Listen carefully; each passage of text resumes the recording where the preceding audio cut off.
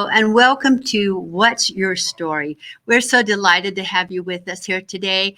We have a fabulous guest. She is Stacie Snadon Ford, and Stacie is the resilience alchemist. She is a visionary business finance coach dedicated to empowering women entrepreneurs. And with her unique blend of alchemy and mindset transformation, Stacie helps her clients to unlock hidden financial blocks and achieve unparalleled freedom in their businesses. Welcome, Stacie. We're so glad to have you here today. Thank you for having me, Judy. Thank you. And where are you? You're in the Bahamas or something, aren't you? No, I'm in Detroit, Michigan. Oh, you're in Detroit. Now, that's a little different than the Bahamas, Oh, isn't I it? wish. Well, it's really nice to have you here. Now, Thank you. it's my understanding that you used to be a registered nurse. And so Yes, how did you get from being a registered nurse to becoming a licensed financial specialist and business coach? it was not by happenstance and it was not by choice.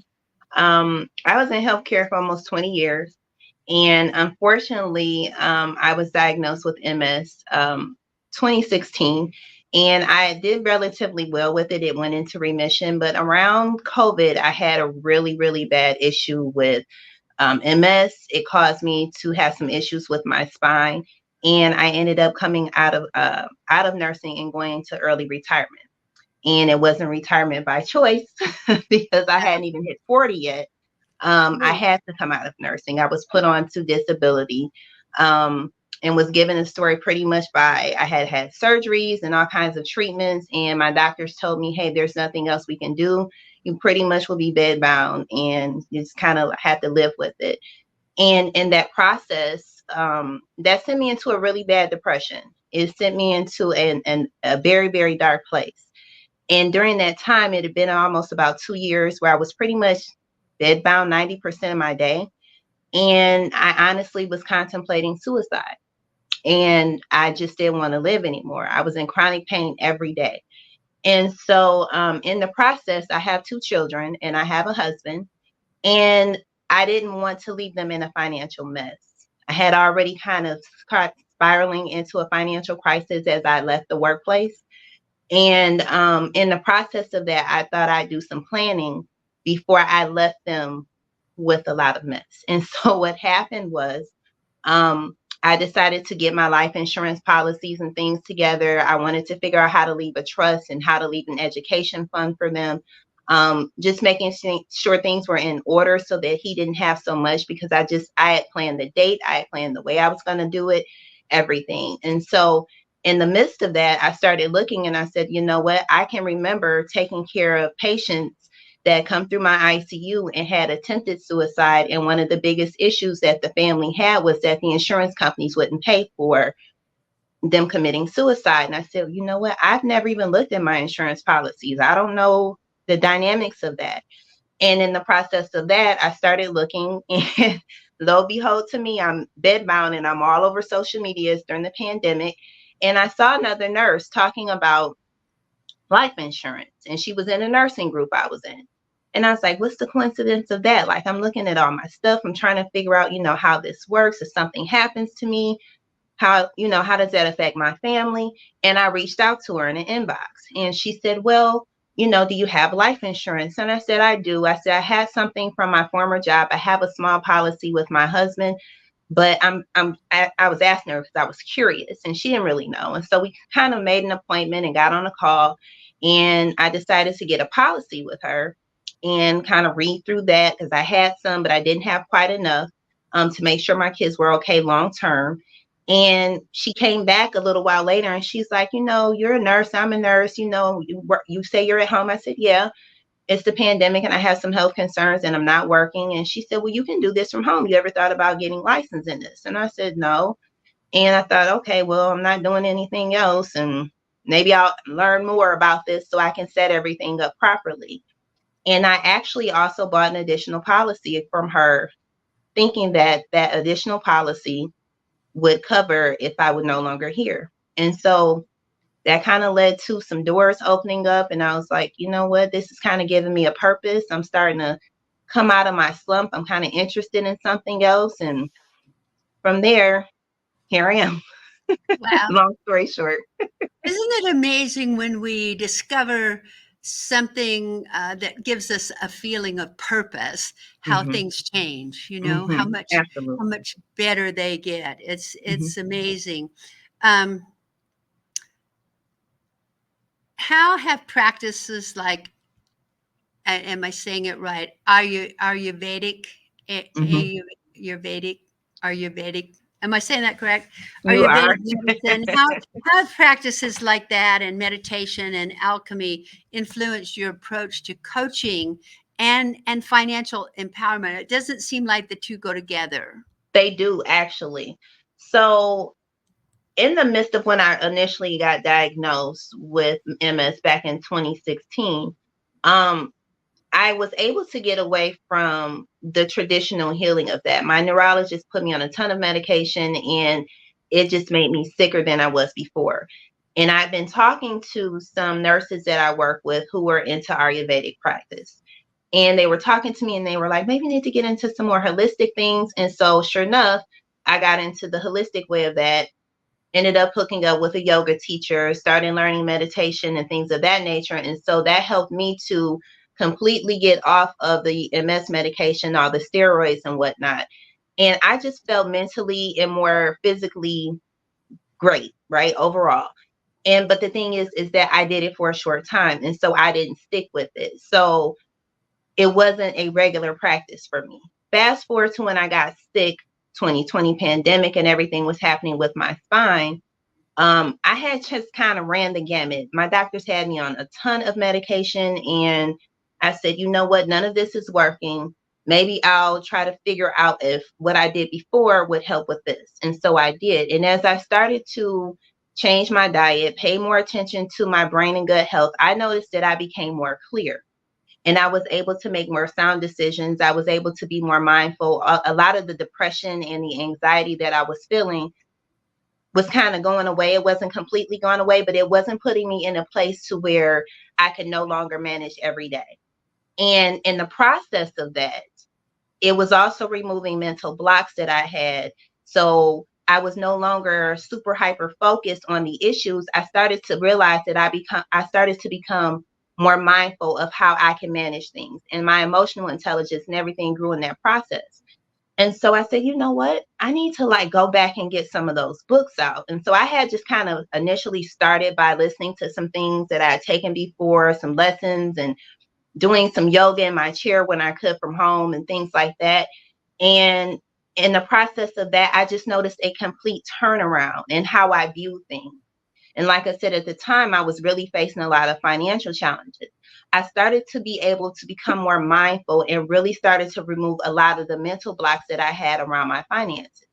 I thought, geez, that's kind of weird and that's connected. Well, come to find out, meditation is huge in removing a lot of mental blocks. And so as I got my finances together and got my mental together, I said, you know what, this is the missing key. Like everyone talks about how to get their finances together, but no one talks about the mental aspect of it. And so that's a huge part. It's the mindset, right? But I was noticing my mindset was different while I did the Ayurvedic practices. I was stretching my body. I was taking time to practice mantras and things like that. I noticed complete difference in the way that I thought and the way that I reacted to financial situations. And I said, you know what, ding, ding, ding, this is the key. Because before you could sit up and tell me, do a budget. You could tell me, pay your debts, pay these, but I had to get to the key to why that was a block for me. And so as I did these practices, I started unlocking those mental blocks and they went Mm. hand in hand together. So That's, yeah, that's how that's that was very created. interesting. Hmm. I noticed that it said in your resume that you had personally eliminated over $30,000 in debt and replaced a six-figure nursing career salary through your business ventures in less than 5 years. That's quite an Hmm. accomplishment. Yeah. Yeah.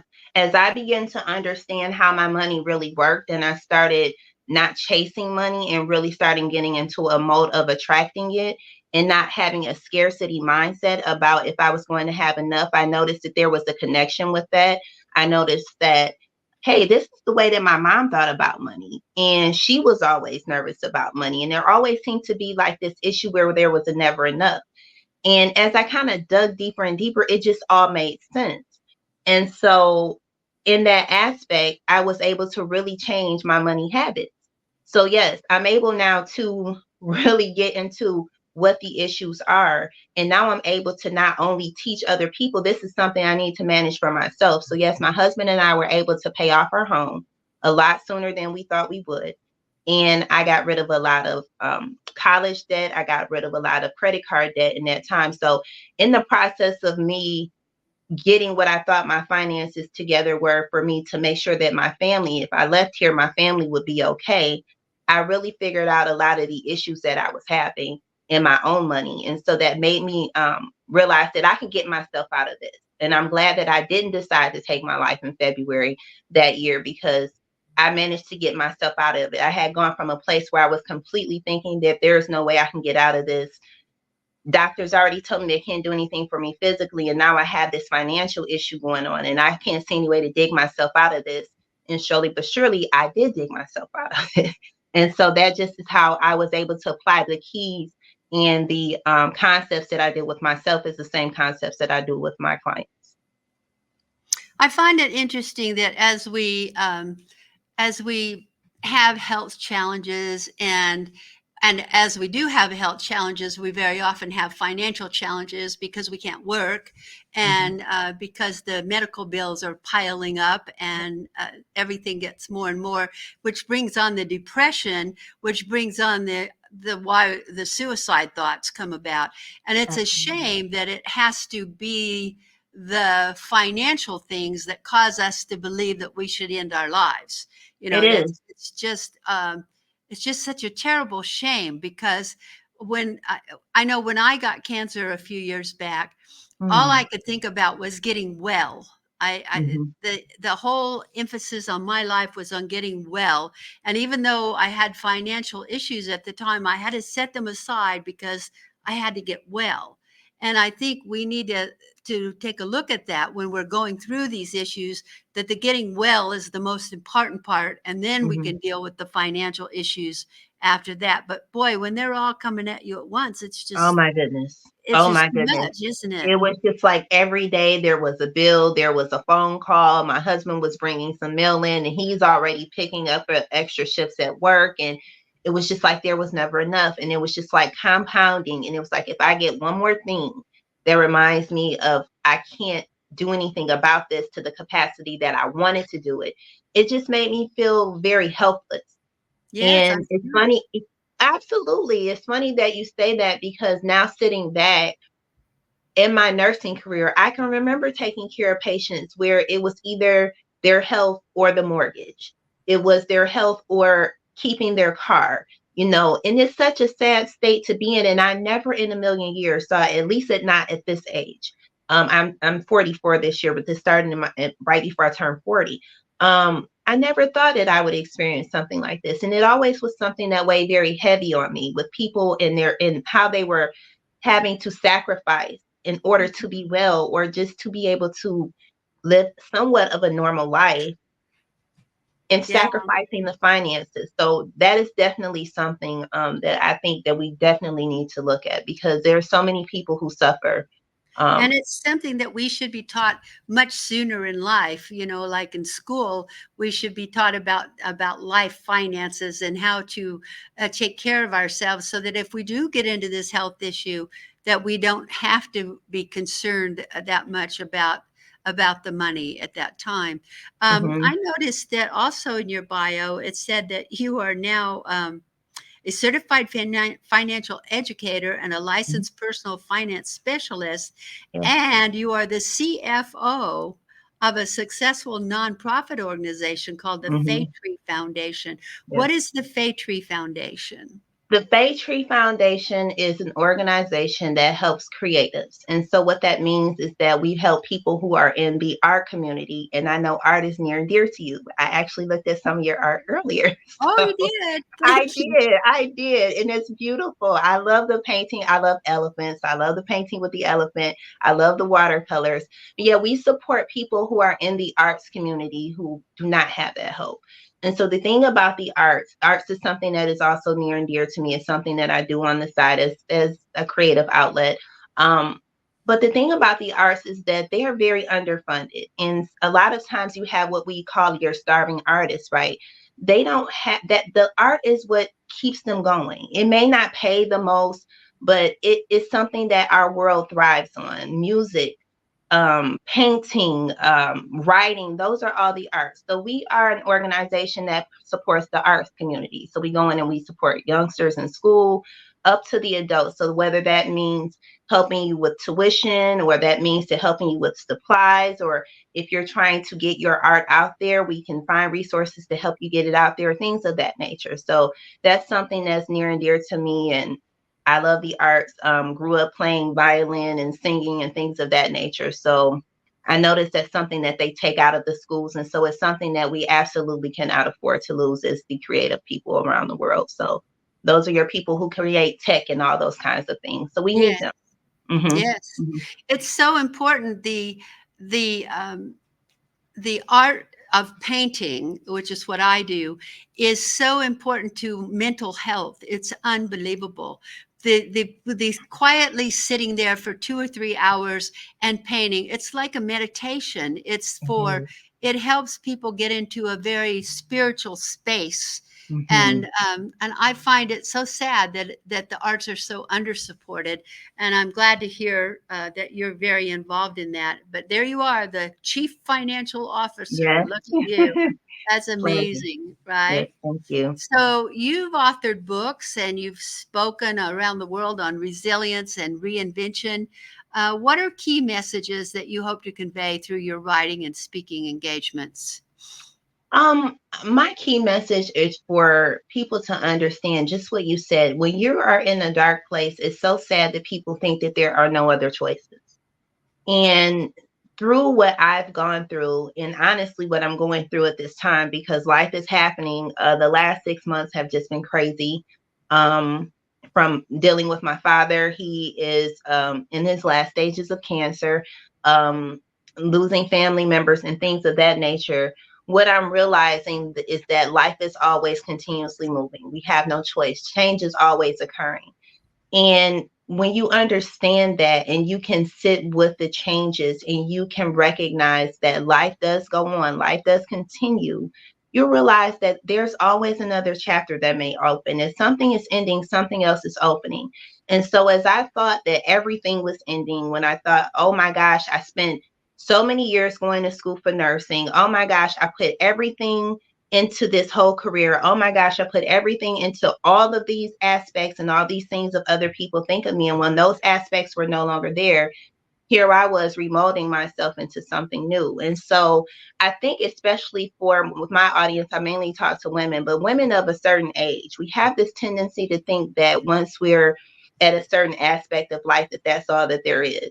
And a lot of times we're called to reinvent ourselves. And so that reinvention process can look kind of scary. It can be very challenging. It can be, you know, just a lot of uncertainty through that.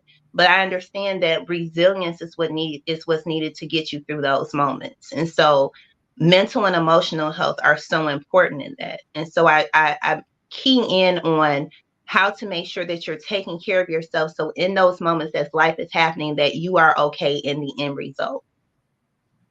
Yes, and that fits in with being a financial coach. How does that fit in?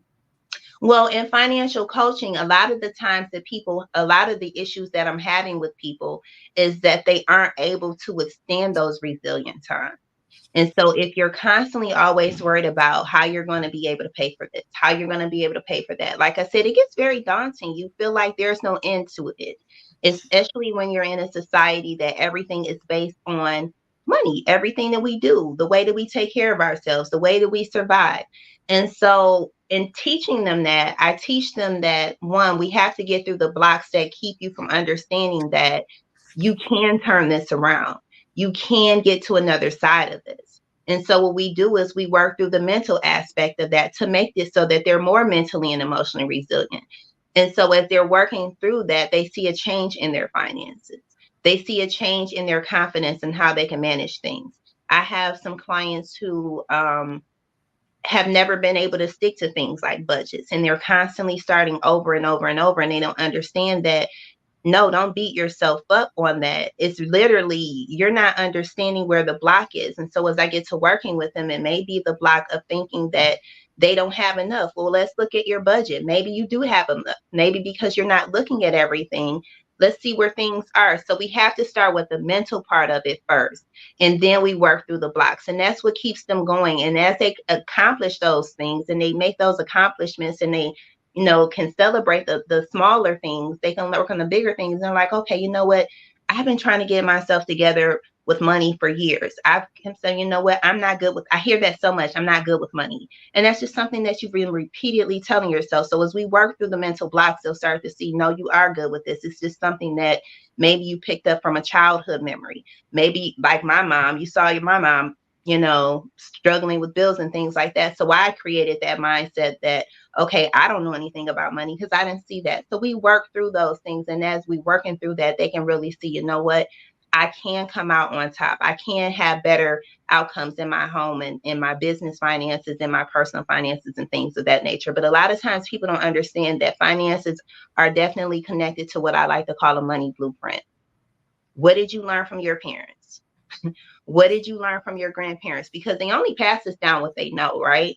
And so Yes. if they are not passing us down that information, then we don't know it. And it's just like you said, it starts from when they're young. But guess what? If mom and dad didn't know it, with the schools can teach it to them. But if they get home and they see, that there's constant struggle over money, that there's tension around money, that becomes ingrained in them, and it makes it create fear around money. And then what do you have? You have people who are constantly hoarding money. It causes a lot of different things. So I work with the mental and the emotional aspect, and the result is, okay, now we can work on your budget. Now we can work on your debt removal, because we got to the key core problem, which is the money. Mm. I mean, the mental aspect of it. Right. Okay. Right, right. Now you're a part of the Women Thrive Summit. You're going to be speaking at that this coming year. What an honor. They interview about 2,000 people a year before they select those 50 women that are going to be. So I'm sure you're probably thrilled that you're in the group. Yes. And you've written a book along with some other women, and the book is Women Thrive Volume 4. What is Yes. your story about? It is literally my story about overcoming adversity, overcoming having to lose everything and rebuild myself, and to rebuild myself better and better than ever, and finding myself in a totally different niche and loving it. And it all happened out of a need of my own, and it grew into something that became a passion. So that is my story. Wow, that's wonderful. There are what, 12 women in the book that have written their stories? There are 12 women in the book, and I'm sorry, I don't have my physical copy. I checked my mail. It should be here any day now, but it actually is best-selling on Amazon. So I'm now a best-selling author. Well, That's that silly was to say pretty that. fast. It That was went wonderful. best-selling the first day. The first That's day, it went number one. that's fabulous. Isn't that fabulous? Yes, yes. Good for I'm so you. excited. Thank you. Yes, good for you. And I understand it's number one in several categories. Yes. So that's even more exciting. It Yes. is. It Yes. is. Especially, I, I, I never thought that this would be such an amazing experience. I was afraid to tell my story. If you've written a book or you've been in that process, it's a scary process, kind of bearing your soul to everyone, and then Yes, it seeing the is. response and receiving the testimonials and receiving feedback. I've had a couple of family members and some friends who ordered it early on Kindle, and they're like, I had no idea. Oh my gosh. Like, you always look like everything's okay. And I'm so proud of you. And oh my gosh, I had no clue. And it's the most humbling experience. And I'm so grateful for the opportunity. I truly am. That's wonderful. So what's next for you, Miss Stacie? Oh my goodness. That book actually bred some other things. It's funny when you're in the writing process, sometimes you have to leave some things out, especially in this process. And it's an anthology, and so you can only go so far with your story, right? So I actually have a part two that I am working on now. So it's more in depth. Some things that I couldn't really put in there, but uh, I'm willing to bear some more and tell some more of my truth. And so I'm working on the second part of that. Wonderful. Now, if someone wanted to reach you or be in touch with you, how would they do that? I am on Instagram at the Divine Millionaire is my Instagram IG handle. I'm also on LinkedIn as Stacie A. Ford, and I'm on Facebook as Stacie A. Ford. And I also have the DivineWealthSolutions.com is my website, and my personal site is StacieAFord.com. Wonderful, wonderful. Well, we're out of time, but I want to thank you for being here today. This has been absolutely fabulous. I loved your interview. I love you. You're a very charming, wonderful person. So thank you for being here, and I'm sure we'll have you back again sometime. Oh, And absolutely. yes, thank you so much. Thank you. I appreciate you. Have a wonderful day. You too. And thank you for being with us here on What's Your Story. We have a lot more stories for you coming up. And if you have a story that you would like to share, please contact me, Judy Mario, at WWDBTV, and let me know what you would like to share with the world. And perhaps we'll be seeing you next.